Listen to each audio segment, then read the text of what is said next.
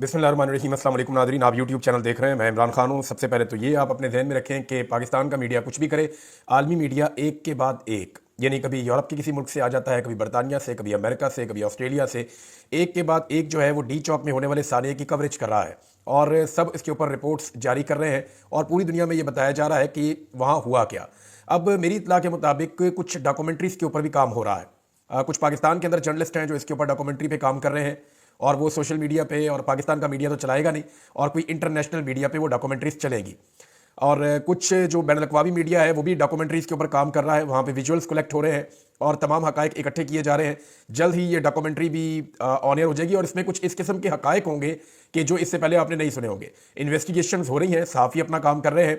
हमने भी एक टीम बनाई हुई है। मैंने आपको कुछ डाटा दिया था, आपको बताया था कि सहाफ़ियों ने अपना जब डाटा इकट्ठा किया तो उनके मुताबिक उन्होंने खुद 17 लाशें देखी हैं। ये सहाफ़ियों के बकौल है और उनका यह मानना है कि लाशें इससे ज़्यादा थी, इससे ज़्यादा पाकिस्तान तहरीक इंसाफ का नुकसान हुआ है।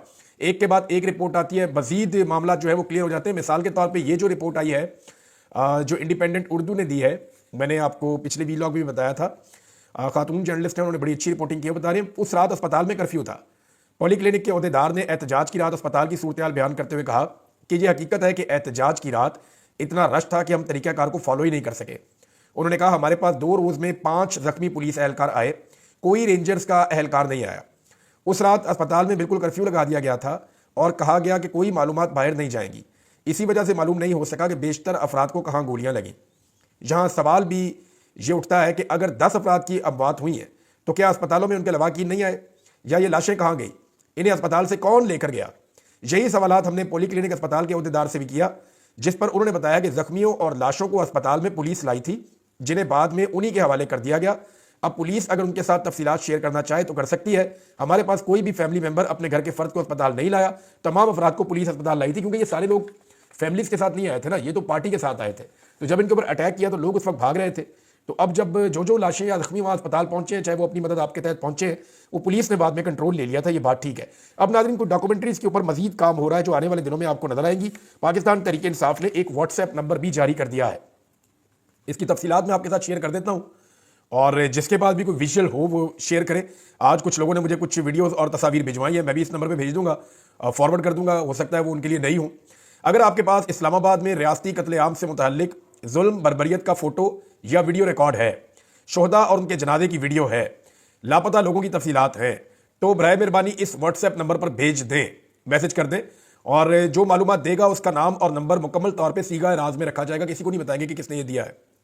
अच्छा जी, नंबर है 0044, ये बरतानिया का नंबर है और नंबर ये 0044 7827 768 140। ये नंबर जो है ये व्हाट्सएप नंबर है, इसके ऊपर कोई फ़ोन शोन नहीं आप कर सकते, आप सिर्फ फुटेज और वीडियोस इसके ऊपर डाल सकते हैं, आप भिजवाएं और पाकिस्तान तहरीक इंसाफ उनको जमा करेगी। आने वाले दिनों में जो डॉक्यूमेंट्रीज बन रही हैं ये उसका हिस्सा बन जाएगा। तो नाज़रीन ये सूरत हाल है। उधर वज़ीर इत्तलात जो है वो एक के बाद एक अजीबोगरीब शर्त रख देते हैं, यानी रोज़ाना पाकिस्तान का वज़ीर इत्तलात एक नई डिमांड करता है और अगले दिन बजाय शर्मिंदा होने के वो मजीद जिल्लत समेटने के लिए एक नई डिमांड कर देता है। मिसाल के तौर पर पहले उसने कहा गोली चली नहीं, ये इतना बड़ा क्लेम कर दिया, लेकिन फिर कहा कि साबित करके दिखाएं। फिर लोगों ने इतनी वीडियोस लगाई कि हर तरफ गोली चल रही है, हर तरफ गोली चलने की आवाज़ आ रही है। सहाफ़ियों ने गवाहियां दे दी, उन सहाफ़ियों ने गवाहियां दे दी जिन्हें वज़ीर इत्तलात कह ही नहीं सकता कि ये गलत बात कर रहे हैं। फिर वज़ीर इत्तलात ने कहा कि किसी को गोली लगी नहीं, उसके बाद एक वीडियो उसने कहा दिखा दे, फिर एक के बाद एक वीडियो आई और अब तक सैकड़ों वीडियो आ चुकी हैं कि लोगों को बुलेट इंजरीज है। अस्पतालों का रिकॉर्ड आ चुका है कि लोगों को बुलेट इंजरीज है। वज़ीर इत्तलात शर्मिंदा होने के बाद एक और चैलेंज देता है कि कोई एक लाश दिखा दे।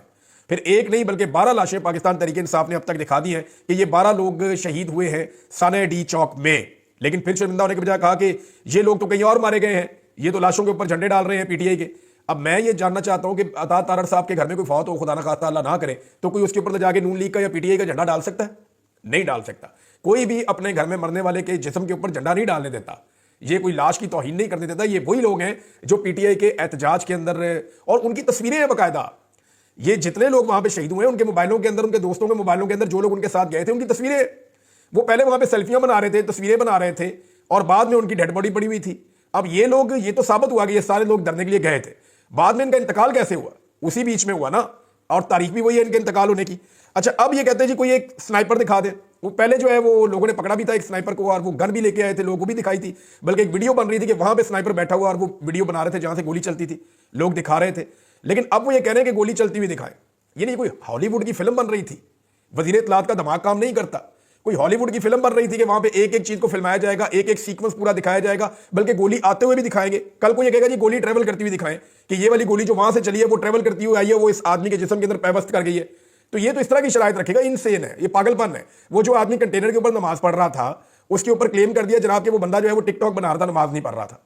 यार हद हो गई। वैसे भाई वो नमाज पढ़ रहा था, उसके हाथ में तो कोई मोबाइल भी नहीं था, वो तो दुआ कर रहा था, और दूसरा कोई बंदा उसके पास था ही नहीं जो उसका टिकटॉक बना रहा हो। बाकी लोग तो 35 फुट नीचे खड़े हुए थे, और अगर कोई टिकटॉक है तो उसका अकाउंट लाके सामने रखें, आप दिखाएं कि जनाब ये उसने टिकटॉक बनाया, तो उसको उठा के ऊपर से नीचे फेंक दिया। ये जस्टिफाइड तो नहीं है, आप जस्टिफाई तो नहीं कर सकते इसको। वो नमाज पढ़ रहा था और उस बंदे का कोई इस तरह का रिकॉर्ड भी नहीं है। सब कहते हैं वो 5 वक्त नमाज पढ़ता था, और उसे वहां पे ऊपर गया, उसको मौका मिला, वहां आंसू गैस ही थी नीचे बहुत ज्यादा, उसने ऊपर नमाज पढ़ना शुरू कर दी, वहां से उसको नीचे फेंक दिया। इंतजार भी किया जा सकता था। अब वो बंदा गायब किया हुआ है और उसके घर वाले जो है वो भी दबाव में लिए जा रहे हैं। उसके वालिद का, उसके भाई का बयान है कि जनाब हमारा भाई जो है जो ऊपर से गिराया गया, जिसको उसके बाजू टूट गए और जख्मी हो गया, वो भी गायब है, और कुछ और लोग हैं घर के, वो भी गायब है। अब उनके ऊपर दबाव डाला जा रहा है कि एक बयान दे दो कि जनाब आप टिकटॉक बना रहे थे। हो सकता है कि वो ऐसा कोई बयान दे भी दे, लेकिन इससे फर्क क्या पड़ेगा? लोगों के दिमाग में फर्क नहीं पड़ेगा। लोगों ने जो सोचना था, लोगों की जो सोच बननी थी, वो बन गई है इसके बारे में। देखिए इस सारी सूरत हाल में जो भी गुज़िश्ता 2.5 साल में हुआ ना, सबसे बड़ा लूजर कौन है मेरी नज़र में? तो अगर मैं सिविलियन साइड पर देखूँ तो पाकिस्तान का मीडिया सबसे बड़ा लूजर है। ये नहीं, मुझे अच्छी तरह याद है कि लोग ये कहना शुरू हो गए थे, कोई भी जुल्म और ज्यादती होती थी, मीडिया को बुलाओ, मीडिया को बुलाओ जी, मीडिया को बुलाओ, मीडिया को कॉल करो कि मीडिया आएगा, में इंसाफ मिलेगा। मीडिया ने अपनी क्रेडिबिलिटी खो दी। मीडिया के पास अब क्रेडिबिलिटी नाम की कोई चीज नहीं रही। और अगर सिविलियन साइड से मैं हट जाऊं तो वो सबसे बड़ा जो लॉस है वो पाकिस्तान की एस्टेब्लिशमेंट को हुआ है। वो कैसे हुआ है? देखें, ये 2.5 साल के अंदर सबसे बड़ी लूजर पाकिस्तान की एस्टेब्लिशमेंट है। फ्री एंड फेयर इलेक्शन से वो इस मामले से निकल सकती थी। अगर फरवरी में फ्री एंड फेयर इलेक्शन हो जाते तो एस्टेब्लिशमेंट इस मामले से निकल जाती और मामला खत्म हो जाता। लेकिन अगर आप गौर करें तो बलूचिस्तान के इलाके या खैबर पख्तूनख्वा के जो कबायली इलाके हैं, वहाँ पे पहले ही एस्टेब्लिशमेंट से बहुत ज़्यादा शिकवे थे लोगों को, बड़ी वहाँ पे महरूमियाँ थी। और अब जो शहरी सिंध का इलाका है, या पूरा का पूरा पंजाब है, या खैबर पख्तूनख्वा के जो मुस्तहकम इलाके हैं, वहाँ पे भी एस्टेब्लिशमेंट के खिलाफ लोगों में बहुत सारे जज्बात पैदा हो गए। जहाँ जाके सर्वे करके देख लें, मैं ज़ुबानी बात नहीं कर रहा, मैं फिरता हूँ, लोगों से मुलाकातें करता हूँ इस्लामाबाद के अंदर, बाकी जगहों के अंदर, लोग बताते हैं कि उनके क्या शिकवे हैं एस्टेब्लिशमेंट के साथ। वो खुलकर अब बात करना शुरू हो गए, जनाब हमें ये शिकवा है, ये प्रॉब्लम है, ये प्रॉब्लम है, ये चीज़ें हैं। पहले लोग इस बारे में बात नहीं करते थे, या लोगों को लगता था कि नहीं ये एक एस्टेब्लिशमेंट के खिलाफ प्रोपेगेंडा किया जाता है। मैं खुद उन लोगों में से था जिसे लगता था कि ये प्रोपेगेंडा है। लेकिन अब मुझे लगता है कि कुछ चीज़ें ठीक भी हैं, यानी वो सारा कुछ गलत नहीं है। वो जो लोग बात करते थे या जो महरूमिया थी बलूचिस्तान की, वो दुरुस्त है बात, और जो खैबर पख्तूनख्वा के कबायली जो शिकायत करते हैं वो बात दुरुस्त है। अब जो वो चीज़ें थी वो शहरी सिंध में आ गई हैं, वो चीज़ें पूरे के पूरे पंजाब में आ गई हैं। वही सेंटीमेंट्स जो हैं वो आपका जितना खैबर पख्तूनख्वा के शहरी इलाके हैं या बाकी जितने सेटल्ड एरिया हैं वहाँ पे आ गई है। ओवरसीज पाकिस्तानी जो है वो 99% इसी के ऊपर खड़े हो गए कि पाकिस्तान के जो मसाइल है उनकी रिस्पॉन्सिबल पाकिस्तान की एस्टेब्लिशमेंट है और उनका सियासत के अंदर रोल है। अब ये सारी चीज़ें हो गई हैं, इनकी कुछ वजूहात भी हैं। नंबर 1 कि पाकिस्तानियों को इमरान खान के साथ लगाव था, तो इमरान खान के साथ मुखालफत थोड़ी सी एक इसका रीज़न है। दूसरा यह है कि जिन लोगों को पाकिस्तानी समझते थे कि ये पाकिस्तान के इन हालात के लिए जिम्मेदार है, एस्टेब्लिशमेंट ने उनकी सहूलतकारी की। तीसरा यह है कि जो जुल्म और बर्बरियत और फस्तायत हुई है गुज़िश्ता 2.5-3 साल में, उससे लोग बहुत ज़्यादा मुतनफ़र हुए हैं। और चौथा यह है कि इन सारी चीज़ों को करने के बावजूद पाकिस्तान के हालात ठीक नहीं हो सके, बल्कि लगातार नीचे जा रहे हैं। महंगाई पाकिस्तान में इमरान खान के दौर से दुगनी से भी ज़्यादा है।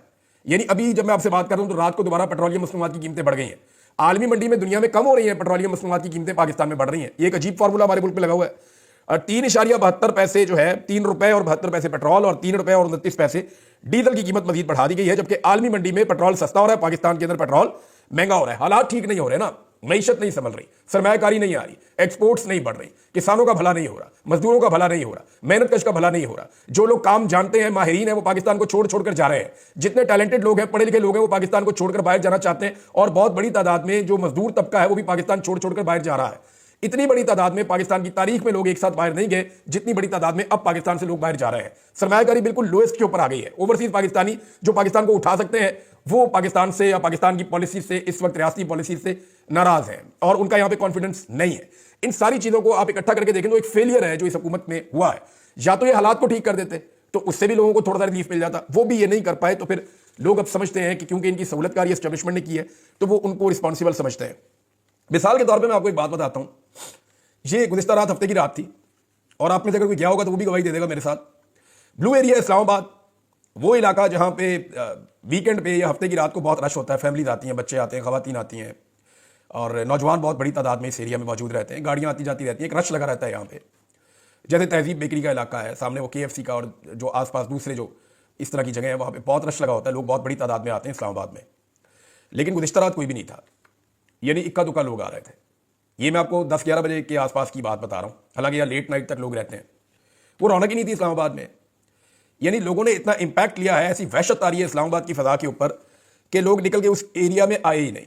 लोग दुखी हैं, रंजीदा हैं, उन पर वहशत तारी है और वो घुटन का शिकार है। लोगों को लग रहा है कि पाकिस्तान में घुटन है।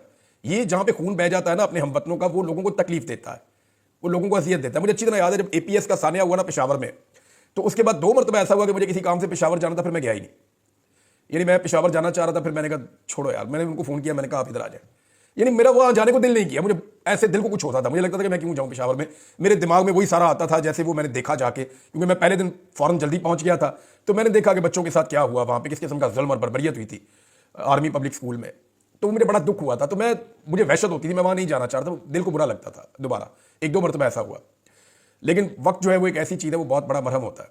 तो इसी तरह इस्लामाबाद में एक वहशत है, लोग वहाँ नहीं जाना चाह रहे और उस जगह के करीब भी नहीं जा रहे। अब नाज़रीन, आज एतवार है और कल मंडे है और इमरान खान साहब के केसेस दोबारा शुरू हो जाएंगे। उनकी बहन ने एक स्टेटमेंट दिया है और उनकी बहन का ये कहना है कि अभी कोई इस तरह की बात ना की जाए इमरान खान के बारे में, परसों मुलाकात का मौका मिलेगा। यानी उनका स्टेटमेंट कल आया था, तो उन्होंने पीर वाले दिन के हवाले से कहा कि मुलाकात का मौका मिलेगा, उस वक्त तक क्या सराइयों से गुरेज करना बेहतर होगा। जो मालूमात दी जा रही हैं वो इदारों की जानिब से ही आ रही होंगी, उनका ये मानना है। लेकिन देखिए, मालूमात तो अपने अपने सोर्सेज से ही सारे इकट्ठे करते हैं। अब बीच में मालूमात बाद औक़ात ऐसी फैलाई भी जाती हैं जिनसे अपने मतलूबा मकासद हासिल किए जाएं। लेकिन इमरान खान साहब के बारे में मालूमात उतनी अच्छी नहीं है। अगर अच्छी हो तो मुलाकात करवा दी जाए। वकला गए हैं, 2 दिन लगातार कोशिश करते रहे, अदालतों के हुक्म भी मौजूद थे, इसके बावजूद इमरान खान साहब को वकला से नहीं मिलवाया गया और बहुत सारे खदशात हैं इमरान खान साहब की सेहत को लेकर। उनको वहाँ से ले जाने का एक हतमी फैसला तो हो चुका है। यानी एक फैसला हो गया कि इमरान खान साहब को यहाँ से लेकर जाना है, वो तय भी कर लिया गया कि कैसे लेकर जाना है, उसकी तैयारी भी कर ली गई। लेकिन अभी जब मैं वीलॉग रिकॉर्ड कर रहा हूँ तो अभी तक ये खबर नहीं आई कि इमरान खान साहब को वहाँ से मुंतकिल किया गया। और ये अचानक फैसला हो सकता है किसी भी वक्त इमरान खान साहब को मुंतकिल किया जाए। क्या किया जाएगा, कैसे किया जाएगा, क्योंकि उसके असरात बड़े अजीब होंगे। किसी को भी आइडिया नहीं है कि पाकिस्तानी किस वक्त किस तरह का रिएक्शन दे दें, तो उस रिएक्शन के खौफ को एसेस करके ही जो काम करना है वो करना है। बहरहाल ये मैं आपको बता देता हूँ कि वहाँ ये बता दिया गया है जेल में कि ये एक्टिविटी होनी है। अब देखिए ये कब होती है और कैसे होती है, इसके बारे में अभी मैं कुछ कह नहीं सकता। एक और चीज़ है जी, बिलावल ने स्टेटमेंट दिया है, और बिलावल का इससे पहले भी आपको एक स्टेटमेंट याद होगा जब बिलावल ने कहा था कि ब्रूट मेजॉरिटी, यानी ज़बरदस्ती के साथ हम अपनी मेजॉरिटी पूरी कर देंगे, जुल्म और ज्यादती के साथ अपनी मेजॉरिटी पूरी कर लेंगे। आपको याद होगा, ये जमहूरी पॉलिटिकल पार्टी है, हमेशा जमहूरियत का राग अलापते थे। बेनज़ीर भुट्टो ने हमेशा सियासत के अंदर जो है वो फौज की मुदाखलत हो, एस्टेब्लिशमेंट की मुदाखलत हो या गैर सियासी अनासर की मुदाखलत हो, उसकी मुखालफत की थी। बेनज़ीर भुट्टो ने अपनी सियासत के अंदर जो है वो एंटी एस्टेब्लिशमेंट एक बड़ा ज़बरदस्त बयानिया अपनाया था, लेकिन वो शहीद हो गई। उसके बाद आसिफ अली जरदारी साहब ने बिल्कुल ही अपना काया पलट दी और बिलावल ने बिल्कुल उसी रविश के ऊपर चलना शुरू कर दिया। अब बिलावल जरदारी और मरियम नवाज में फ़र्क पता क्या है? मरियम नवाज जब पॉलिश करती हैं तो वो पॉलिश उनके हाथों पे और उनके बाकी जगहों पे लग जाती है, कपड़ों पे पता चल जाता है कि ये पॉलिश कर रही है। बिलावल पॉलिश बड़ी खुफिया तरीके से करते हैं और पता नहीं चलता कि इन्होंने पॉलिश की है। यानी बिलावल ने हर तरह की सहूलतकारी की है, जो उनको कहा गया उन्होंने वो तमाम काम किए हैं। जो गलत कानून साजी कही गई उन्होंने पास करवाई है, जो गलत आईनी तरमीम कही गई उन्होंने वो करवा के दी है, जितना जुल्म कहा गया उन्होंने वो करके दिया है। हर बर्बरियत में उन्होंने पूरा साथ दिया है, लेकिन बिलावल ने अपने कपड़े बचाए हैं, बिलावल ने अपने हाथ और अपना चेहरा बचाया है। वो कालक जो पॉलिश की है वो अपने ऊपर लगने नहीं दी। पीएमएलएन का प्रॉब्लम यह है कि वो पॉलिश करते हैं तो वो लगी हुई नजर भी आ जाती है। मुझे एक वाकया याद आ गया, इस्लामाबाद में एक मीटिंग हो रही थी और पाकिस्तान पीपल्स पार्टी के लोग भी बैठे हुए थे और पीडीएम की ये मीटिंग थी और ये एक सियासतदान है इस्लामाबाद के बहुत बड़े, उनके घर में मीटिंग हो रही थी। तो वहां पे उस मीटिंग के दौरान पीपल्स पार्टी के एक सियासतदान ने एक बात कही पीएमएलएन वालों को डांटते हुए कि यार तुम बोटी भी खाते हो ना। और ये मैं आपको पक्की बात बता रहा हूं, मुझे नून लीग के एक बड़े सीनियर रहनुमा ने यह बात बताई थी। उन्होंने कहा पीपल्स पार्टी के एक सीनियर रहनुमा है, उन्होंने हमसे बात करते हुए, मैं डांटते हुए ये कहा कि यार तुम लोग बोटी भी खाते हो ना, तो सारे शहर को पता चल जाता है कि तुमने बोटी खाई है। हम बकरा खाते हैं तो इतना सा निशान नहीं बचता। ये जनाब पीपल्स पार्टी के एक रहनुमा ने पीएमएलएन के एक रहनुमा को ये बात इस्लामाबाद की एक मीटिंग में कही थी, जहां पे पीडीएम का इजलास थोड़ी देर के बाद होना था, लेकिन वो वहां पे इकट्ठे थे, तो जो लोग पहले आ गए थे तो वहां पे उन्होंने बात की थी। अब बिलावल साहब ने जो नया शोशा छोड़ा है वो ये कह रहे हैं कि चाहे बातचीत से हो या लाठी से, हमें पाकिस्तान में इस्तेहकाम चाहिए, यानी लाठी वाली जमहूरियत। यानी ये सबको पता है कि पाकिस्तान में सियासी इस्तेहकाम आएगा तो ही पाकिस्तान में माशी इस्तेहकाम आएगा, ये सबको पता है। लेकिन सियासी इस्तेहकाम क्या लाठी के साथ कभी आया? मुमकिन नहीं है। देखें, ज़ियाउल हक ने लाठी के साथ इस्तेहकाम लाया था, लेकिन उस वक्त अमेरिका की अफगानिस्तान में लड़ाई शुरू हो गई थी सोवियत यूनियन वाली, और रूस को तोड़ने के लिए पाकिस्तान में धड़ाधड़ डॉलर्स आ रहे थे, तो पाकिस्तान का गुजारा हो गया। अभी तो अगर हमारे पड़ोस में अगर ईरान के साथ लड़ाई हो जाती है, इसराइल की और अमेरिका की, और आप अड्डे दे देते हैं और आप सहूलतकार बन जाते हैं, सारी फौजों को आप अफगानिस्तान या पाकिस्तान में बलूचिस्तान में इधर उतार देते हैं और आप कहते हैं कि जाके लड़े, हमें पैसे दीजिए, तो फिर तो चलो सिचुएशन बन जाएगी कि आपको इतने सारे डॉलर आ गए। या पाकिस्तान में कोई बहुत बड़े बड़े पेट्रोल के कुएं निकल आते हैं तो आपके जी ठीक है हमें पैसा मिल गया, या कोई आपकी लॉटरी निकल आती है पाकिस्तान की तो आप कहें। अदरवाइज देखें, ये कैसे हो सकता है कि आप लाठी के साथ इस्तेकाम लेकर आए? लाठी से सियासी इस्तेकाम नहीं आता होता। लाठी से आप वक्ती तौर पे लोगों को दबाते हैं, लेकिन वो सियासी इस्तेकाम नहीं होता, लिहाजा उसके नतीजे में कभी भी माशी इस्तेकाम नहीं आता। ये बुनियादी छोटी सी चीज़ है जिसकी अभी तक बिलावल को समझ नहीं आई। वहां गोलियां चल गई हैं तो क्या इससे इस्तेकाम आ जाएगा? कभी भी नहीं आएगा। लोगों के दिलों में नफरत पैदा होगी, लोग और ज्यादा मायूस होंगे, लोग और ज्यादा अपनी इन्वेस्टमेंट को कम करेंगे और पाकिस्तान के सिस्टम के ऊपर से लोगों का एतबार उठता चला जाएगा। अब बिलावल का स्टेटमेंट है कि पीटीआई को जगह देने के लिए पीपल्स पार्टी को माजी में तोड़ा गया। तो मैं बिलावल को यह बात बता देता हूं कि पीपल्स पार्टी को बिलावल के वालिद जरदारी साहब से ज्यादा नुकसान कभी किसी ने नहीं पहुंचाया। मेरे बेशुमार जानने वाले लोग पाकिस्तान पीपल्स पार्टी में थे, उन सब ने पाकिस्तान तहरीक इंसाफ को ज्वाइन किया उस वक्त जब आसिफ अली जरदारी साहब ने पीपल्स पार्टी को तबाह करना शुरू कर दिया पंजाब में। बेशुमार लोगों ने पीपल्स पार्टी को छोड़ा और पीटीआई को ज्वाइन किया, और बहुत सारे लोगों ने पीएमएल-एन को छोड़ा और पीटीआई को ज्वाइन किया। वजह, इमरान खान साहब जो शऊर दे रहे थे लोग उन्हें फॉलो कर रहे थे। इमरान खान साहब जो तब्दीली का नारा लगा रहे थे लोग उसको फॉलो कर रहे थे। इमरान खान साहब ने हर वो बात की जो पब्लिक में पॉपुलर हो गई और लोग उनको फॉलो करना शुरू हो गए, जबकि पीपल्स पार्टी और पीएमएल-एन ने हर वो हरकत और हर वो बात की जो पब्लिक में पॉपुलर नहीं हुई। इनके करप्शन के केसेस हैं, इनके अकरबा परवरी के केसेस हैं, इनके जो है मनी लॉन्ड्रिंग के केसेस हैं, ये यहां से पैसा बाहर भिजवाते रहे हैं, ये दुनिया के अंदर जायदादें बनाते रहे हैं। तो इनका और इमरान खान का मवाजना बनता नहीं है। तो इनकी पॉलिटिकल पार्टीज को वाकई में लोगों ने छोड़ा और छोड़कर इमरान खान साहब की पार्टी में गए। ये चीज फजलुर रहमान साहब को भी फेस करनी पड़ी, एएनपी को फेस करनी पड़ी। एएनपी के बेशुमार लोग जो है वो छोड़कर पीटीआई में चले गए। पीटीआई वाहिद जमात है जिसमें सारी जमातों से लोग छोड़कर आए हैं। अब ये सब जमातों को इस बात का दुख है कि हम मकबूल हुआ करते थे लेकिन हमारे लोग छोड़कर इनकी जमातों में चले गए। तो पीपल्स पार्टी में जमहूरियत कोई नहीं है और अब वो बदला लेना चाहते हैं, बल्कि सारी जमातें बदला लेना चाहती हैं। लेकिन पीटीआई इस वक्त है क्या? ये मोहम्मद जुबैर साहब ने एक एनालिसिस किया है, वो मैं आपको बताता हूं। वो कहते हैं जी पीटीआई को क्रश करके आप पाकिस्तान को क्रश करेंगे। पीटीआई महाजरों में भी उतनी मकबूल है जितनी पख्तूनों में है, जितनी पंजाबियों में है और जितनी बलोचों में है। 80% पढ़ी लिखी अर्बन मिडिल क्लास सपोर्ट करती है पीटीआई को, और जो मजहबी कट्टर लोग हैं वो भी पीटीआई को पसंद करते हैं। कोई जमात नहीं है जिसको इतने ज्यादा तबकात सेम टाइम में इतनी बड़ी तादाद में सपोर्ट करते हो। ये सिर्फ इमरान खान साहब को सहूलत मैसर है और किसी को नहीं है। बाकी सबके पास ये सहूलत निश्ता। अब तक के लिए इतना ही। अपना ख्याल रखिएगा, अपने चैनल का भी। अल्लाह हाफिज़।